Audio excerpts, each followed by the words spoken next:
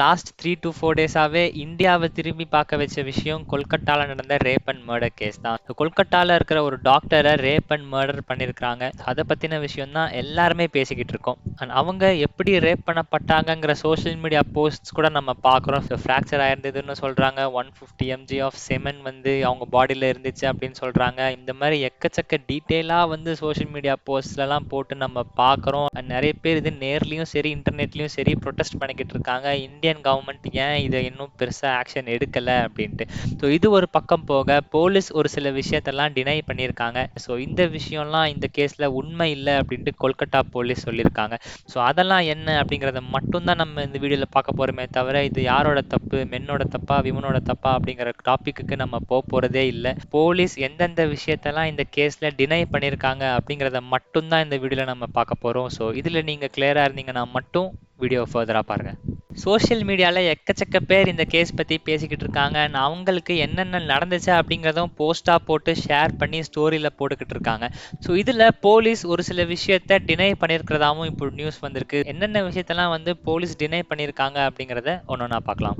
Social media போஸ்ட்டில் என்ன mention பண்ணியிருக்காங்க அப்படின்னா அவங்களுக்கு இன்ஜுரிஸ் அண்ட் ஃப்ராக்சர்ஸ் இருந்ததாகவும் குறிப்பாக பெல்விக் கர்டல் ஃப்ராக்சர் இருந்ததாகவும் சொல்லியிருக்காங்க. போலீஸ் இதை டினை பண்ணியிருக்காங்க. அண்ட் அவங்க என்ன சொல்கிறாங்க அப்படின்னா இது வந்து வீடியோகிராஃப் ஆகப்பட்டிருக்கு அண்ட் எந்த ஃப்ராக்சருமே வந்து மென்ஷன் ஆகலை அப்படின்ட்டு சொல்லியிருக்காங்க போலீஸ் சைட்ல இருந்து. பட் எதுவுமே இன்னும் கன்ஃபார்மாக தெரியல. அண்ட் ஏன் இந்த கேஸ் ரொம்ப ஸ்ட்ரெயிட்டாக டீல் பண்ணல அப்படிங்கிறதும் தெரியல. ஸோ போலீஸ் சைட்ல இருந்து என்ன நியூஸ் வந்திருக்கு அப்படின்னா இவங்களுக்கு எந்த ஃப்ராக்சருமே இல்லை அப்படின்ட்டு சொல்லியிருக்காங்க.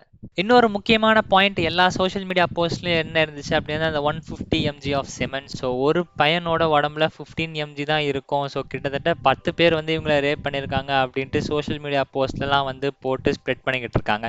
ஸோ போலீஸ் இதையுமே வந்து டினை பண்ணியிருக்காங்க. எப்படி இவங்க இந்த இன்ஃபர்மேஷன்லாம் வந்து ஃபைண்ட் பண்ணுறாங்க, சோஷியல் மீடியாவில் இஷ்டத்துக்கு போடுவாங்களா அப்படின்ட்டு அவங்க சொல்லியிருக்காங்க. ஸோ இது வரைக்கும் இதை நம்ம உண்மை அப்படின்ட்டு நினச்சிக்கிட்டு இருந்தோம். பட் போலீஸ் இப்படி சொல்லும் போது நமக்கு ஒரு டவுட் வருது. ப்ளஸ் போலீஸுமே வந்து உண்மையாக சொல்கிறாங்களா பொய் சொல்கிறாங்களா அப்படிங்கிறத நமக்கு தெரியல. ஏன்னா நம்ம இந்த இஷ்யூவை வெளியில இருந்து தான் பார்க்குறோமே தவிர உள்ள என்ன நடக்குது அப்படிங்கிற ஒரு புரிதலுமே வந்து இல்லை. ஸோ நம்ம சோஷியல் மீடியாவில் என்ன வருதோ அதை மட்டும் தான் நம்ம நம்பிக்கிட்டு இருக்கோம். பட் அது உண்மையாகவும் இருக்கலாம் பொய்யாகவும் இருக்கலாம் அப்படிங்கிற குழப்பத்தில் தான் வந்து நம்ம இப்போதைக்கு இருக்குமே தவிர எது உண்மை அப்படிங்கிறது இன்னும் கிளியராகவே தெரியல.